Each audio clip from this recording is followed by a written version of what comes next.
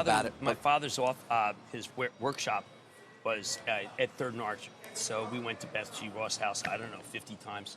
It was across the street. Right. And I know the country's a changed country, but that is kind of a proud part of the Philadelphia tradition. But hey, you know, and there's a lot of people, a lot of country made some mistakes.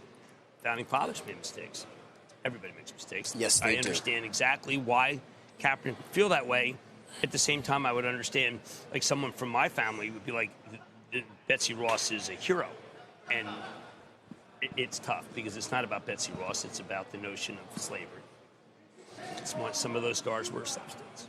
Well, you know, since we started talking about it, let's tell people the news here. Nike did confirm, by the way, to CNBC, it's pulling this 4th of July-themed Air Max 1 sneaker. It features an early American flag, as we said, 13 stars in a circle.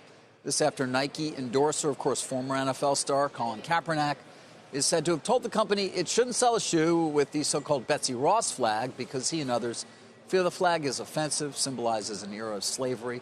That news prompting a response, by the way, from the governor of Arizona, Doug Ducey, who moments ago tweeted this. Quote, Nike's made its decision, and now we're making ours. I've ordered the Arizona Commerce Authority to withdraw all financial incentive dollars under their discretion that the state was providing for the company to locate here. So they were going to get some potential benefits coming their way for locating something there. I'm not quite sure what exactly I don't know. Do you think it was. Yeah, the factory. But do you think that StockX is the winner here?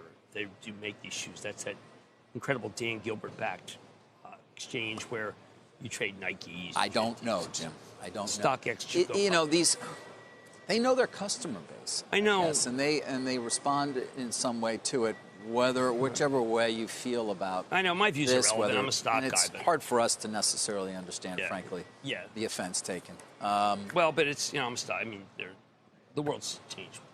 Much more thoughtful than I was growing up. Yeah. There's a look at those. All right, let's move on. I mean, Nike, of course, no stranger as well to our conversations when it comes to trade, given the importance. Of course, it does make a lot of its sneakers in Vietnam. Yes. Right? And Vietnam, by the way, is the story, Carl. Right? This is the big story. Yes. Is that we've driven or trying to drive as much trade as possible to Vietnam just because we want to exit. Now, Vietnam and China historically have a terrible relationship. Chinese manufacturers historically have become, almost always been at odds with the Vietnamese government. It doesn't get talked about.